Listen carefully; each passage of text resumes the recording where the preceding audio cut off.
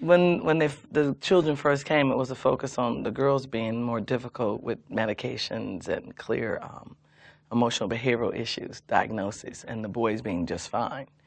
And when they came into the home, I could see right away we could have bonding. But then as we started having expectations set, we started getting a little bit of the sexual play. It's always testing the limit. It was more of an oppositional thing. When you're firm about the expectation or limitation, we had in the first 6 months to a year, first 6 months, some bowel movements on yourself, and actually would sit at the table even with a bowel movement on you. Because when you're angry, getting a lot of, like I say, the nervous system, sympathetic stuff. So like when I'm really upset, Stimulation. one has to go to urinate right away. I gotta go. Like when you're being corrected. That was the same one that would have the bowel movements on themselves. The other one, in response to giving consequences or setting limits, started peeing around the house and urinating around the house. That's the way he coped with it, is he would urinate. The other one would have the bowel movement on himself. And so these things were happening with more boundaries and limits being set. And we have no more bowel movements. We have no more bedwetting. The urinating around the house happens if there's a cycle of events that go wrong, and they end up, I know that with both of them, it's kind of a domino effect. It spirals. You do something wrong, you get the consequence. I have to do my vengeance. I got to get you back. I got to make you feel how I feel. So then they do something again, and so then you give another consequence. And it goes, at least 3 or 4 episodes have to happen before it gets broken. So sometimes you're dealing with consequences for 2 weeks. 2 weeks. From one issue, because you keep repeating. And when we have our talks about it, over the years, the oldest one, who's 10, is able to say, I want people to be mad because I'm mad. If you make me mad, then I want you mad too. We work on talking about what it is and why, and we've learned not to give our consequences immediately. We sit on it for about 24 hours. We might say, you have a really bad time, we'll figure it out. Don't worry about it. We'll come up with something that's rational and makes sense, but you know it's good. And now I will ask them even sometimes what they think their consequence ought to be. Setting boundaries and structure is the key. One thing that I always would tell her, especially when she was doing things she wasn't supposed to be, there's no surprises as to whether she's going to get in trouble or not. You know, you do this and there's the consequences that are behind it. So once she learned that she didn't like the consequences, then her behavior changed. And even lying, you know, we didn't tolerate that. And, you know, that's something that's, you know, can be like a reflex. But, you know, we would be on it, and we would really encourage her to be truthful, because that's what people judge you on, it is your word. And so even though, you know, in the society today, you know, that's not really always what's you know, set as a standard, but we wanted to set her own standards as far as, well, you want to be remembered for being a truthful person. So be truthful when you say things, and then stick by your word, and, you know, and then people will want to deal with you, you know, because they can trust what you say. So just setting up structure, you know, not wavering as a parent, because sometimes, you know, you may not even feel like enforcing your own rules because you're tired. But you got to look at the bigger picture and know that that's the only way the kids are going to prosper, if you set structure up and they know their place in the household, and therefore they can grow within their own boundaries. What we've found to be a great teaching time mechanism is camping. That's one-on-one time, that's walking, that's fishing, that's all of those things. When those little arguments come up, and so when they come up and you're camping and you're relaxed and it's quiet and there's no distractions for these kids, you talk. You talk about, well, what did you kicked that stone in front of them because you thought they wanted to see that stone that they might have missed if you hadn't kicked it in front of them? Or did you do it because you wanted to trip them up? I mean, think about why you did it.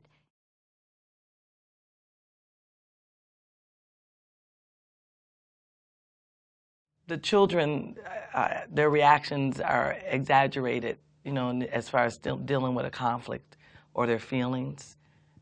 They end up being very immature. So if a kid was 6 and you'd hear them crying and they're in an episode, people who didn't know who was in the room or heard it on the phone were thinking it was a 3-year-old, yes, exactly. a 2 or a 3-year-old. And so even when they're crying and they're frustrated, it's very immature. And so a lot of defensiveness, the anger and aggression is the biggest issue, in my opinion. Correct. Because it has to get directed somewhere. It used to be go in your room and the room gets trashed and you're kicking the wall and you're screaming at the top of your lungs and it could last 2 hours. But then it started being directed towards some of the other children, and often the children who they consider to be the best. And so what we work on, because I know about trauma-informed care and understanding that when you're in that primitive thing of that rage, you're not connecting with that frontal lobe, which makes you have logic and why and how come. And so when they sit and talk about it after they're calm, that's what I talk about, is that when we're in that state of being really angry and all it is that feeling, we become dumb. We don't do things that we would do when we're being smart and thinking, because it's just your emotions. And so I've said it to them so many times. Why do you always say that? So what we've learned is you can't always send them away, because you get, in the beginning especially, you get more distress when you're sent away. So the timeout would be like on a rug near us instead of to your room, wanting the room to be someplace you liked. Or now we use the steps heading to the basement because it's still near the family room, near us. Their age. Right. And then they have timeout based on what their number of years are. But as you said, you get to see them though, so they de-escalate a little bit quicker, because it's like, okay, I'm not in my room, I'm not isolated, I'm still around the family.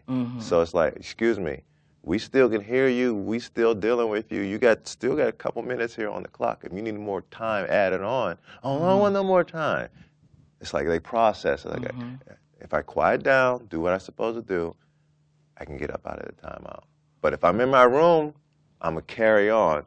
I'm going to stay in there for much longer. So they're processing that. If I do what I'm doing, sitting on the steps, being quiet, I may make some noise, but it's much less than it is time on you. limited.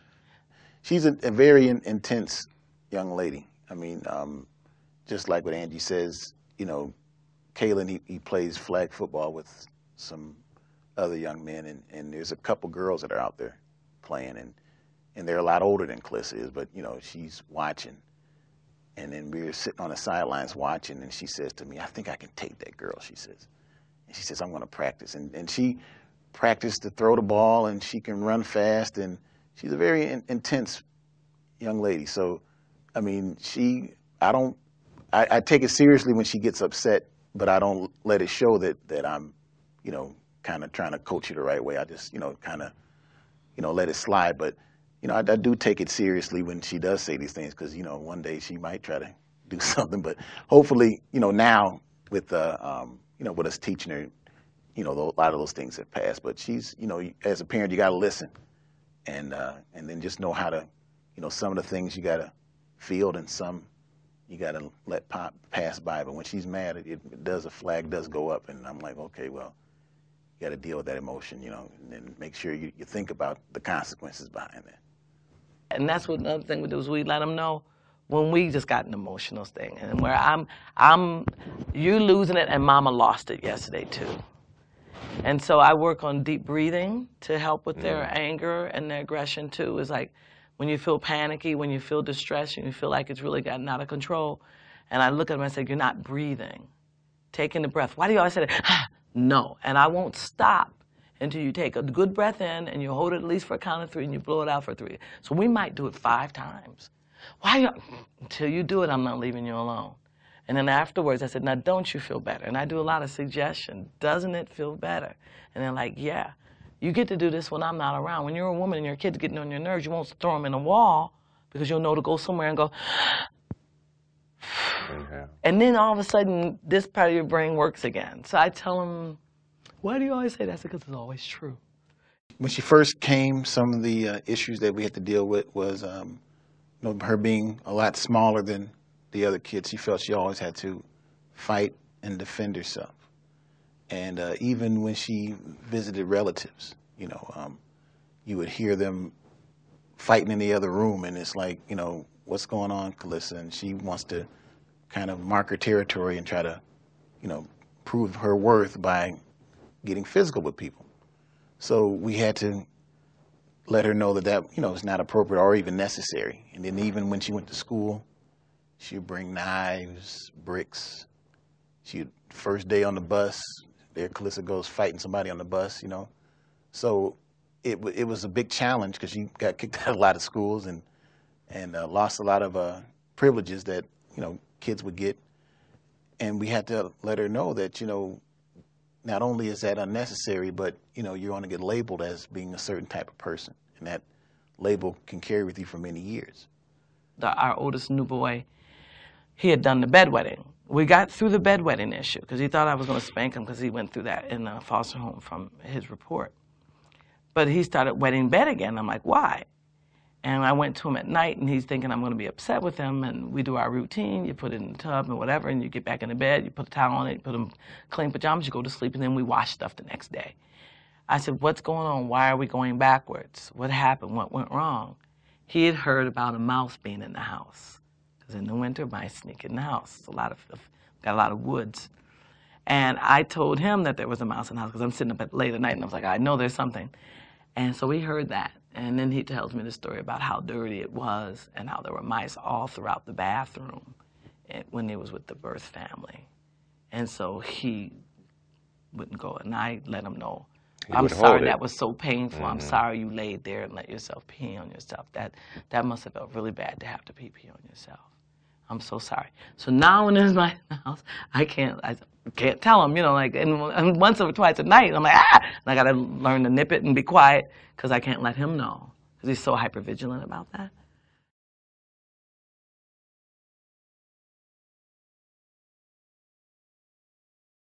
When dealing with the boys and I'm telling their stories, their exaggeration, I try to help them understand by stealing or telling a story that is not true, they're hurting other family members, okay? On numerous occasions, we have had cell phones taken from people, stuff from grandmother. I mean, there's only one person or two who was at the house, and the money came up missing. And they would, sit there and lie to our face. No, I didn't take it. No, I didn't take it. We got the cell phone in our house from Grandma's. It's Grandma's house. You were at Grandma's house. I don't know how it got here. He would sit there and tell his grandma on the phone, did not take it. Was animate. Screaming. I did not take it. Everybody crying, always screaming, loves lying. me. I did not take it. And I'm like, how could you sit there and just blatantly tell that story? And we got all the stuff, all the evidence is sitting there right in front of you, and you're going to sit there and tell a story. Bottom line is, they don't want to get in trouble. They will do whatever they can to cover up their mishap. I have told them on numerous occasions that we're going to have situations in our life that, someone may come up and say, your son did this. And I'm going to honestly have to sit there and say, you know what? I don't know if he didn't do it. Because he's have told me and my wife so many different stories that are not true. So if can you testify that your son actually did this or didn't do this? I'll be able to say, I cannot justify if he did or didn't do it. And that hurts me really much, very much. That I can't sit there right now and justify my son telling the truth. And so then when you get the point across that when you tell the truth and the sooner you tell the truth, the less severe the consequence is, but there will be a consequence, because if there's not, then I'm giving They're you the not message teaching that you this is the anything. man I want you to be, and it's not the man I want you to be. You're better than that. So this is what parents do. And that's another challenge is why do you always tell me it's my job and I'm doing my job? So we start out with fibs because I tried not to say lies. After a while, they were so frequent, we just started calling them lies again. So it's like, get rid of the fluff now. And the point is that everybody who's intelligent will lie to get themselves out of trouble. Mm-hmm. And I talk to them about white lies and black lies and people trying to make it a difference. The fact is that you want us to trust you. And so you're upset that I can't let you in my bedroom anymore. But it's because you haven't allowed me to trust you. I want to trust you, but you won't let me. I remember one time she was with a boy, and I had told her, if anything ever happens and you're with a boy and you're on a date and it's not good, you call me. I'll come get you, no matter what time, no matter where. So she's with a group and a boy, and they're at a swimming hole, and she calls me and says, Dad, you got to come get me. And I'm going, oh my gosh. So I get in the car, I drive 40 minutes to where they are. She said, he's trying to make me do something I don't want to do. And of course, as a father, I'm like, oh my gosh, he's trying to make her do something she doesn't want to do. So I find him, I get her, she's waiting, I get her in the car, and we're driving back home, and we're having this father-daughter time, and I'm so proud that she called me, and I said, Jessica, sometimes boys, I'm so glad you had the courage to call me. They want to do things, and it's like, this very uncomfortable conversation, and she goes, Dad, what are you talking about? I said, well, what happened? He wanted me to swim, and it was too cold, and I didn't want to swim, and so I said I wanted to go home. And it's like, oh my gosh, I'm thinking all this terrible sexual thing is going on, and I'm way off base. So again, we had some good bonding, and I tell that story a lot, but the good news is that she did call, she did need to be picked up, and she trusted that I would be there, and I was there. And helping Calissa with her emotions, as I too had to learn how to control my emotions. We have explained to her that she can be emotional, she can feel, but in a confined setting, not having outbursts, not yelling, not screaming. We could talk about it calmly. She has learned this by the family also doing it too. The older ones, they too get upset. But we sit around the table and we talk about it. She can express how she feels, what she likes, what she dislikes, what she wants to see changes, how she wants to see things change. And so we allow her to do that, and we try to accommodate some of the requests. And we also let the other children know, because sometimes it's a conflict with the older children. Not including her, may be laughing at her sometimes, not intentionally to hurt her, but sometimes she says funny things. And so just remembering her place, that she's part of the family, and then that she can voice her opinion. We even encourage her to write things down, and on Thursday she'd bring those things to the table, and she reads it. So she's gotten really good at that.